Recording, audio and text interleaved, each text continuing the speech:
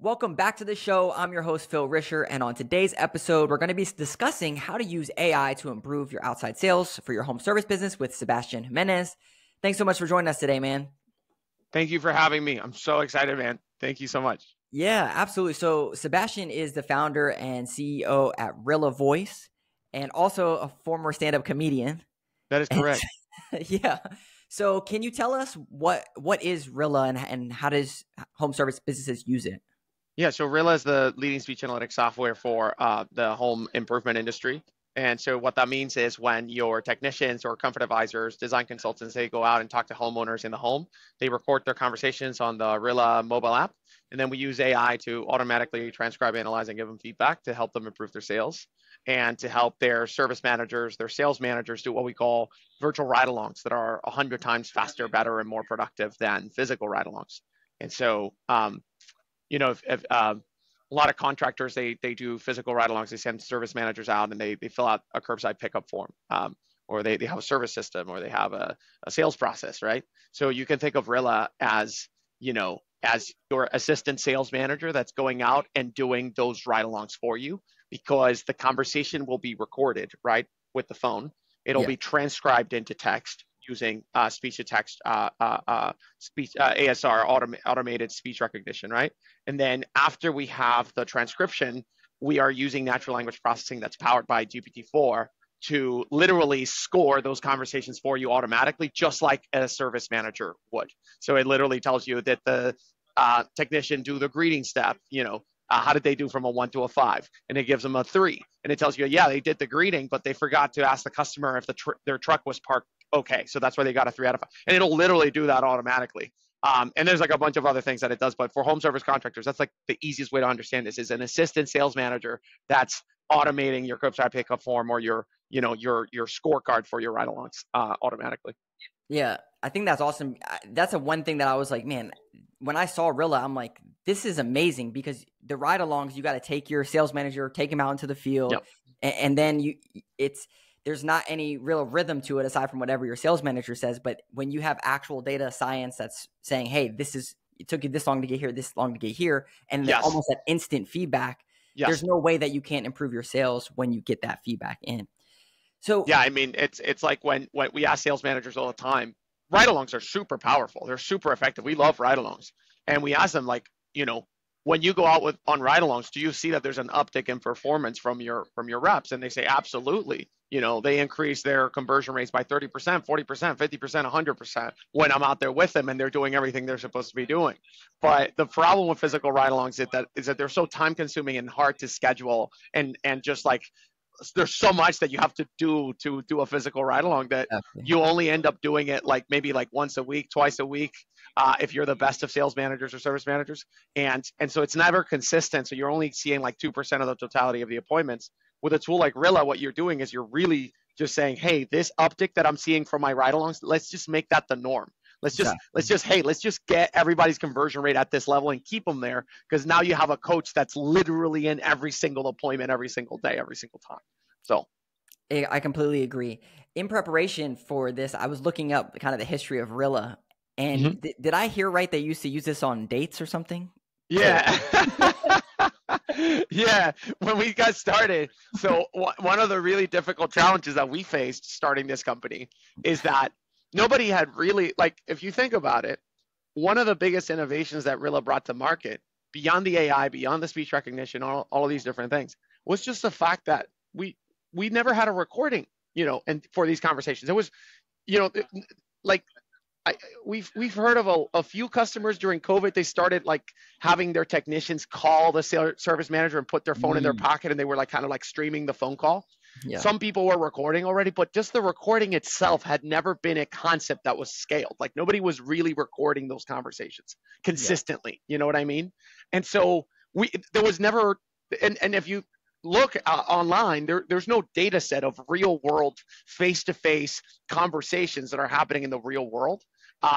because most of the recordings that we have is from call centers, from Zoom meetings, Yeah. like this, right? And so there was no data set and it's really difficult to train AI to understand in-person audio because it's very noisy. There's multiple speakers talking, there's noise in the background, there's cars whizzing by, there's TV, there's kids screaming. Like there's a bunch of things that are happening in an in-person audio that you don't get when you and I are talking in like this very clean kind of like online setting. And so we had to find real world data to train our AI. So I said, hey guys, I'm going to go on a couple of Tinder dates now, and I'm going to put on this audio recording. I would tell her, hey, I'm going to be recording this conversation for quality and training purposes, lady. And she was like, what? And the dates went horrible, but the audio was great for training. So whatever. That's awesome. Yeah. That's so fun. And I think it took you a little bit to figure out, wow, home services is our niche or our Yes. area, right? Yeah, because when it happens like all the time when people start companies, a lot of tech founders, they fail because they never find product market fit. Yeah. And the reason why they don't find product market fit is a lot of tech founders, they're very tech oriented, they're very techy, they're engineers, right? So when they try to find product market fit, they think all about the product. It's like, if I just built this one feature or I make this technology work this way, I'm finally going to find product market fit. Well, product market fit is a two-sided equation where the side of the equation that matters most at the beginning and for like until the end of the company's history is the market side of the equation, because the market pulls everything. There's a great venture capitalist that has a quote that says, if you have a great team with a great product with a shitty market, the market wins and the market pulls down the great team. If you have a horrible team with a horrible product on a great market, the market wins because the market pulls everything, right? And so market matters so much, right? So, and we knew that, like, and it's the reason why Amazon won, right? That's why Amazon won the internet. That's why Amazon, seized the day and won the generations. Because if you think at Amazon, have you heard of a company called Webvan? No. Exactly. So Webvan was basically like selling things online like Amazon, but instead of focusing on the market for books like Amazon did, they focused on the market for groceries. So Webvan was like Instacart back in the 1990s, which was a horrible time to go after that market with the shitty logistics that the internet had. It was like no logistics. It was really pricey. You couldn't get groceries delivered in time really effectively because there was no people with iPhones and connected to the internet. So Webvan, with the same technology, the same kind of product that Amazon had, they failed because they went for the wrong market. Well, Amazon won because they went for the right market, which was books, where there's high willingness to wait. You can wait 2 weeks to get your books. There's less price sensitivity. So all these things were market driven. And so when we started Rilla, we had to go on like so many different markets to find where does this concept of analyzing conversations face to face, where does it actually slap so much that the early customers are going to be willing to give us the benefit of the doubt, to be willing to be dealing with our bugs and with our crappy products, our crappy technologies. It's just on its nascency, right? Yes. Where is that market? And if you think of home services, like, we launched in food and beverage, right? Mm-hmm. When you ask food and beverage companies like that sell, liquor or sell Coca-Cola, when you ask the CEOs of these companies, who is your top salesperson, right? You know what the number one answer is? What? They say, I don't know. They have no idea. Because if you're selling, let's say that you have a Coca-Cola sales rep and you ask the Coca-Cola CEO, who's your top salesperson? Who's going to say, well, it depends. I don't know, because you could have the best salesperson in the planet trying to sell Coca-Cola in Williamsburg, Brooklyn, where all of these hipster store owners want to, grow their own sugarcane cola from their own toilet, and you're not going to be able to sell Coca-Cola. Not because you're not a good salesperson, but because the Coca-Cola, the product, the brand is not really adept for this kind of market in Williamsburg, Brooklyn, right? So there's so many variables that influence the sale for a food and beverage brand. But for home services, when you ask a home service CEO, home services, who's your top salesperson, they're going to say Bob, That's Stephanie. Right. They're going to say exactly who it is because they know that those are the biggest revenue drivers for their company. I've been on so many ride-alongs myself where the top salespeople, they just do these simple things, right, that actually make like a 30%, 50%, 100% difference in whether you're going to make a $20,000 replacement sale or you're just going to sell a repair, right? Just like the people that take the time to do the inspection. Like it matters. The people matter so much in home services, especially the people who can talk to others and sell. that it's not just like one of the business drivers, is one of the top business drivers. So when you have a tool that helps you improve that aspect of your business, it has a tremendous impact on the top line and the bottom line, right? Yeah. Unlike any other industry. So Yeah. that's why this market was like, yes, please give it to us. You know what I mean? And they were just pulling it out of our hand. Yeah, I completely agree. Nothing happens until you sell something. And if you can pinpoint who your top salespeople are, hopefully then you can coach the other people and to be like them. Yes. To be exactly like them. And that's what I think is very enticing. So you've listened or recorded or had AI analyze over 500,000 calls or something, even more probably by now. Yes. We're doing that like in a month right now. Yeah. So. Okay. Exactly. So can you mentioned that there's some of these main core principles that people are hitting to perform. Can you talk about maybe some of the things that you found in your findings? Yeah. So Phil, the research that you're mentioning, we did an analysis of 500,000 sales conversations across different industries, HVAC, plumbing, electrician, window siding, doors, flooring, roofing, solar. Like we saw like a lot of in-home sales and service people. How do they talk, right? Yeah. And we looked at, from these 500,000 sales conversations, it was really interesting to us to look at the top 1% of top performers. What is it that they're doing differently than everybody else to bring in $5 million, $7 million, $8 million of annual revenue back into their business? These are people that are making close to $1 million themselves a year in commission, right? So like these are like really like superstar top producers from across different industries. And we wanted to understand, what is the science behind what they're doing, right? Let's look at the game film. Let's look at what the data says that these people are doing differently than everybody else, right? Because, if any other sport, you can see what the greats did and try to mimic them. But in sales, everything's a black box. You can never see exactly what they're doing.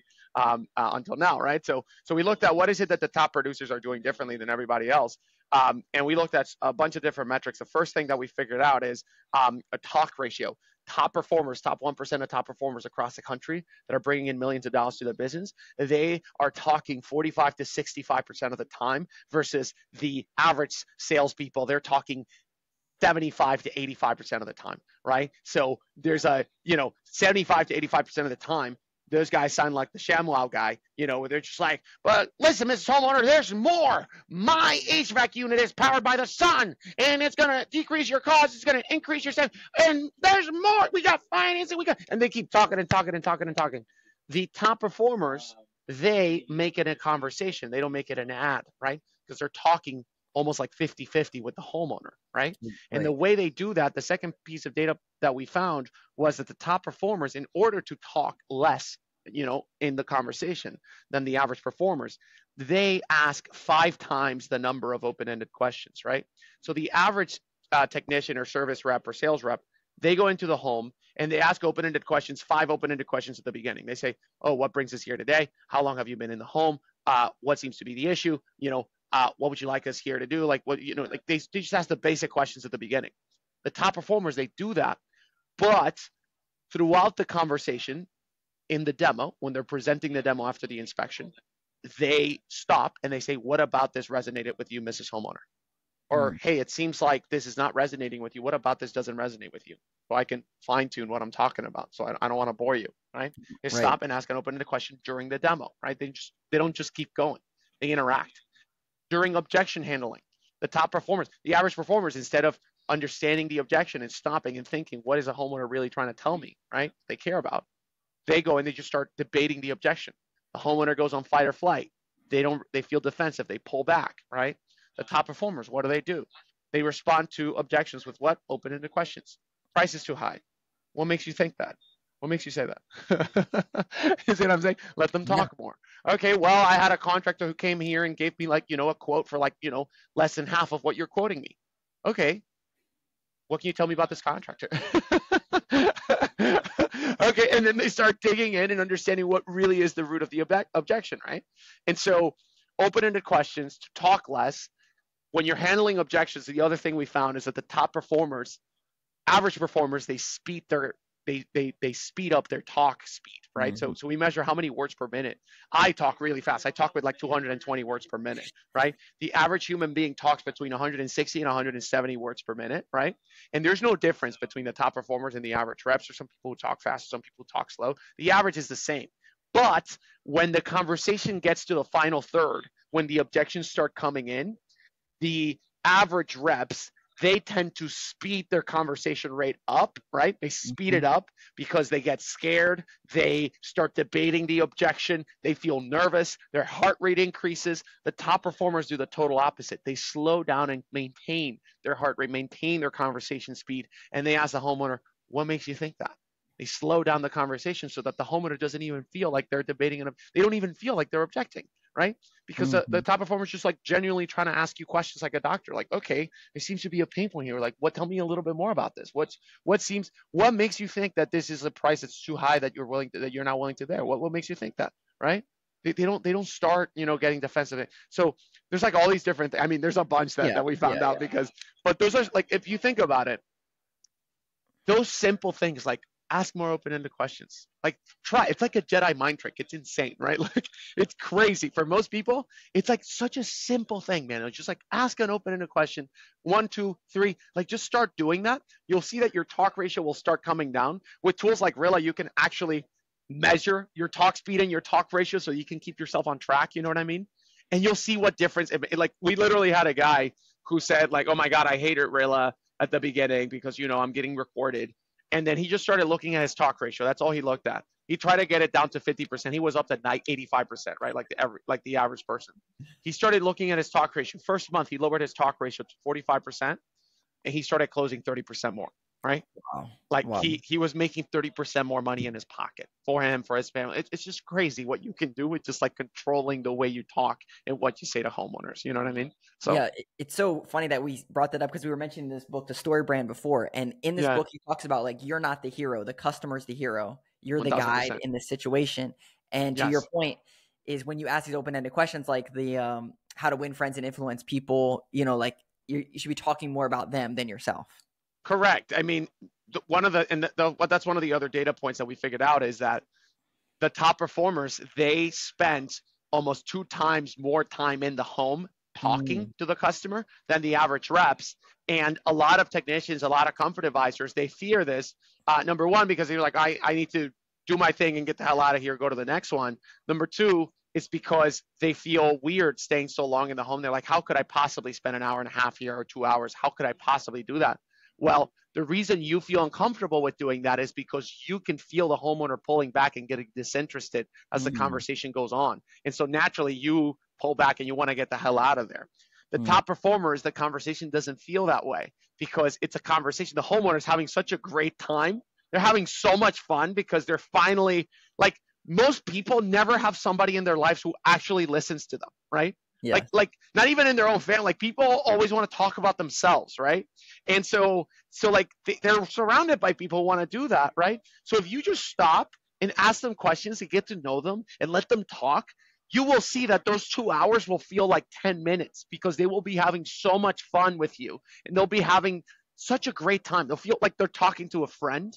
And so you can actually spend more time in the home, like flawlessly without doing any effort, right? Like if you put the effort in asking the open-ended questions at the beginning, you'll see that your talk rate will start going down. The talk time in the home will start going up because your conversations will get longer because you'll naturally start learning more about the customers. And then the customer, they'll have such a great experience with you, even though you spend 2 hours in their home, right? Because it won't feel like, get the hell out of my house. I don't want to keep hearing this jibber jabber about how the wires in the system are set up. I don't care. You know what I mean? Yeah. You know what I mean? Yeah, definitely. So Rilla, you have an app. You start recording. You go to the house or you start talking to the homeowner, and you will probably say like, "Hey, I'm recording this, for quality assurance purposes, whatever." Yep. And then as you're talking to the customer, it's recording your stuff, putting it through an AI model. And then afterwards, you're getting this report spit out saying all these different things that you need to work on. And then your manager or something is getting that. And then it ties into a CRM. Correct. To kind of connect the dots. Yeah. So if someone is worried about asking for recording, have you come up, do people give you pushback on that, or is it pretty... No. So like so there's 3 things that happen with the recording. One is the legality. People are always concerned about the legality. That's the easiest concern because it's just like the law is very clear. It's like binary. There's no gray area. It's just like, is it legal or is it not legal? And there's a legal way to do it and there's a non-legal way to do it, right? Yeah. If you're in a one-party consent state, like 40 states out of the 50 in America, you don't have to worry about it because you have the consent of the technician to record the conversation, right? Mm-hmm. In 10 out of the 50 states that are two-party consent states, like California, Massachusetts, Maryland, Pennsylvania, Illinois, Washington, Montana, Florida, I'm missing like two. You just have to let the homeowner know in advance that you're going to be recording the meeting, right? And you can let them know through your website. You put a disclaimer through your call center. You put a disclaimer in the dispatch. In the text messages that you send for dispatch, you put a text message there. And obviously, you can have your technicians literally say in the home, "Hey, just Mrs. Homeowner, we're going to be recording this meeting for quality and training purposes." Right? Very simple. Yeah. The legality is simple. The homeowner that never gives a crap about the fact that people tell them that they're going to be recording the conversation. We literally have customers in California that tell their homeowners all the time that they're going to be recording the conversation. And they say something as simple as, "Hey, Ms. Homeowner, thank you so much for letting us into your home today. I know you're busy. So what we're going to do today is I'm going to do an inspection of the full house to make sure that while I'm here, I can give you like the best experience possible and bring out any issues that you might not even be aware of. Ms. Homeowner, I'm going to be giving you a presentation of everything I find. I'm going to be recording our conversation here today just to make sure I don't miss anything for quality and training purposes, if that's okay with you. And I'm going to, and I'm just get started." And the homeowner goes like, "Absolutely. Yeah, go ahead, do your thing." And then what we have seen actually, and 98.5% of the time in California, we have data from this, the homeowner says, "Absolutely, go ahead, do your thing." So 98.5% of the time, homeowners don't give a crap. What we have seen also is that you recording the meeting, and I didn't expect this, does two things for your company. If you're letting the homeowner know that you're recording. Number one, you look more professional, right? Because you're going in with the uniform, you're putting the how does it called? The thing that you put on the shoe covers. You're putting the shoe covers. Yeah. You're coming in with a tablet. You think about the contracting industry. Homeowners are expecting, like some truck and a truck to come by, and like with the idea that people have of a plumber. But then you have a professional person showing up, and when you say, "Hey, we're recording all of our meetings for quality and training purposes," that just adds to the brand of professionalism that your company wants to impress upon homeowners, right? And that's the number one thing. Number two thing. A lot of the interactions that happen in home services happen with a male contractor, a male technician, and a female, homeowner, the wife, the mom, right? And they're alone in the home a lot of the times, right? It's not with their husband. So what we have seen actually is that the female homeowners get so comfortable with the fact that, oh, this conversation is recorded. It makes them feel like a little bit safer, like, oh my God, I have a strange man in my house who's coming in here, and I feel good now that the conversation is being recorded because it's not like, you know what I mean? Yeah. And it's like a weird psychology that happens. It's like, oh, I feel safe now. Like I feel good. You know what I mean? So we've never ever seen a problem with a homeowner. Like I said, in California, we see less than 2% of the time homeowners say that they don't want the recording for whatever reason, but 98% of the time you're fine. Yeah, that's a good point. I think a lot of people get so weirded out by that, but it's just a normal thing. Like calls are recorded, people are recorded. Homeowners are recording your conversations, man. Like we literally had a call, a recording with I think it was in Illinois. This was a window rep. He goes in the home and he says, "Ms. Homeowner, just we're going to be recording this meeting for quality and training purposes." And the audio, the homeowner says, "Oh, yeah, I know. I'm recording this meeting too." And the guy goes, he didn't get it. He was like, "Oh, no, Mrs. Homeowner, like we have to record these meetings for quality and training purposes." And he's like, No, you're not understanding me. I'm recording you on this side also." And he goes, "Oh, you're recording me? I'm recording. This is a Mexican stand-up. We're recording." And so homeowners have Ring cameras. They have Alexas in their home. They're recording everything, right? That's right. People already are accustomed to the fact that this is happening in the call center and everything. So we've never seen the big problem. The big pushback that you do get is from your own technicians. It's never from the homeowner.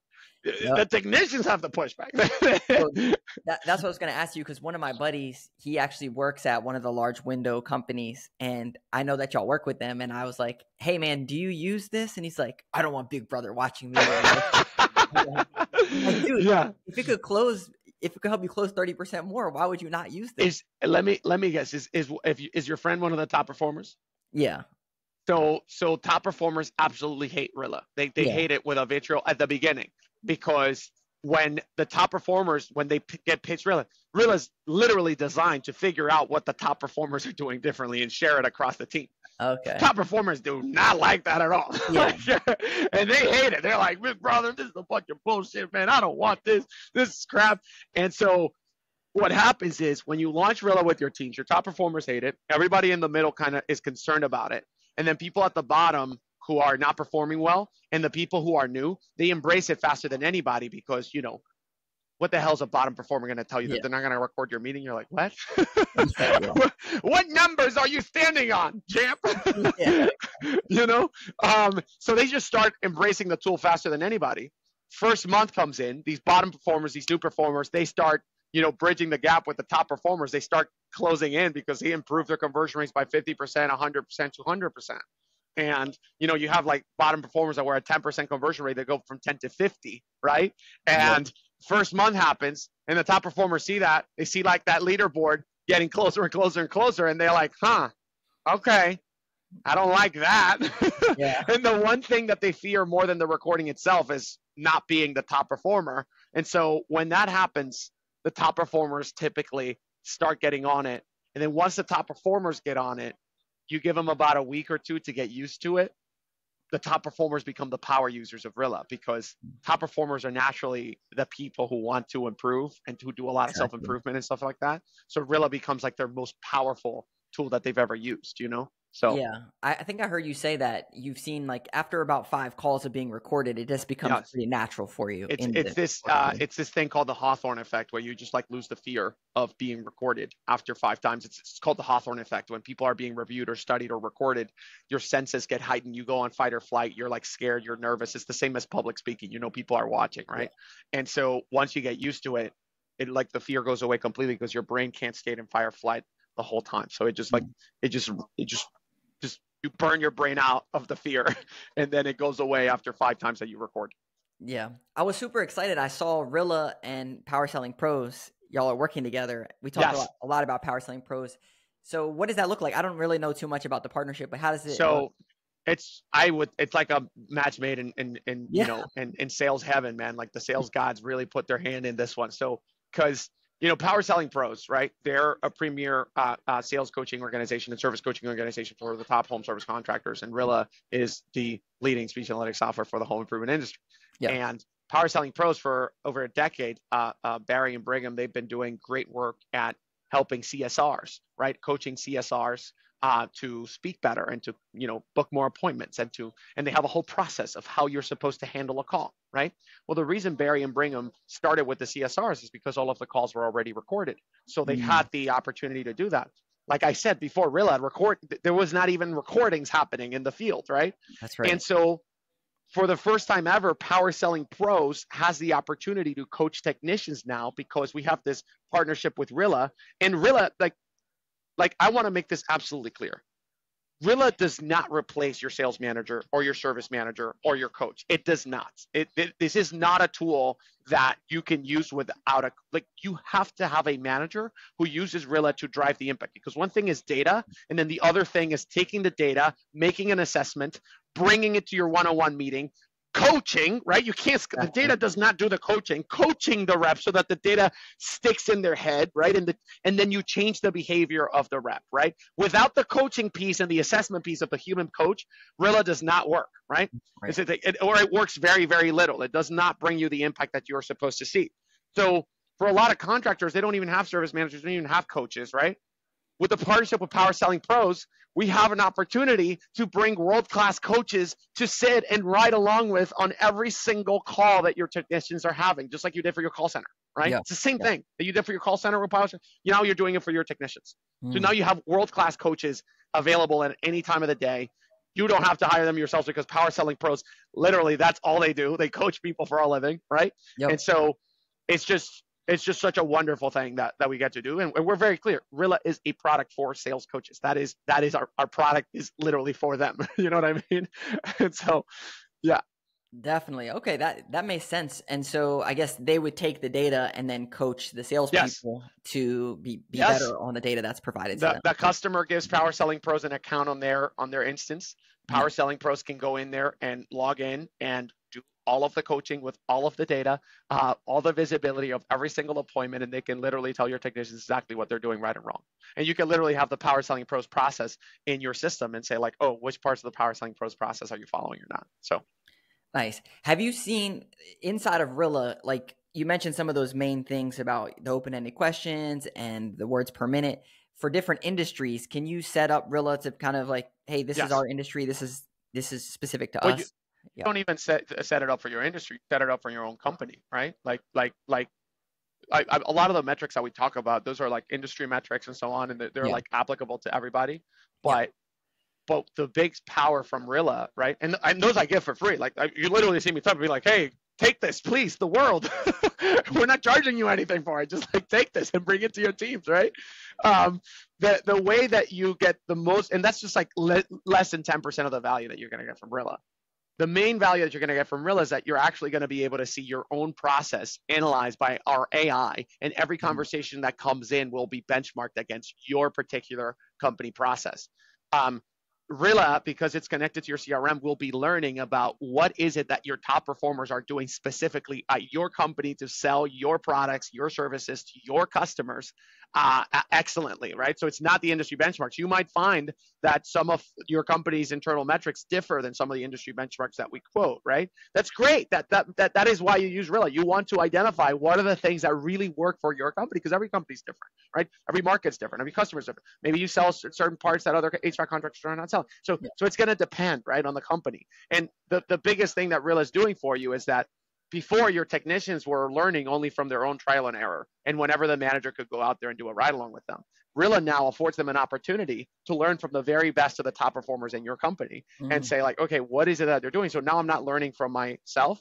We call it the all for one, where it's like everybody's out there recording, and then everybody's recordings and data is coming into everybody's palms of the hand. So everybody's learning from each other. So Rilla is personalized for every company.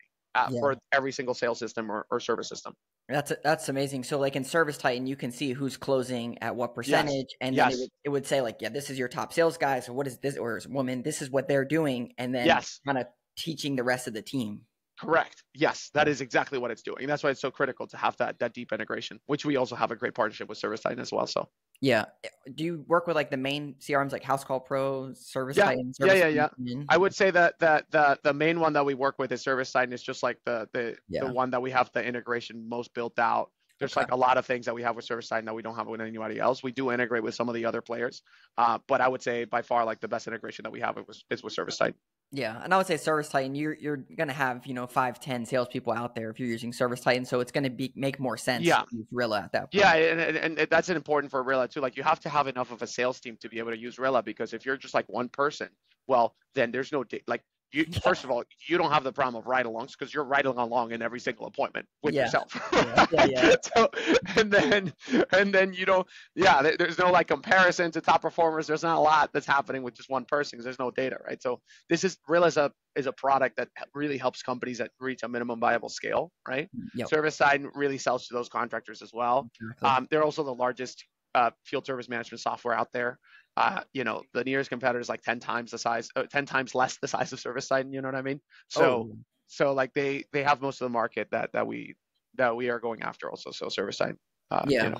That makes sense. What do you see down the line, like with AI and your company? Like, is there any cool features or things that y'all are working on? Yeah. So you think so? You think of what I can tell you right now. Okay. Yeah.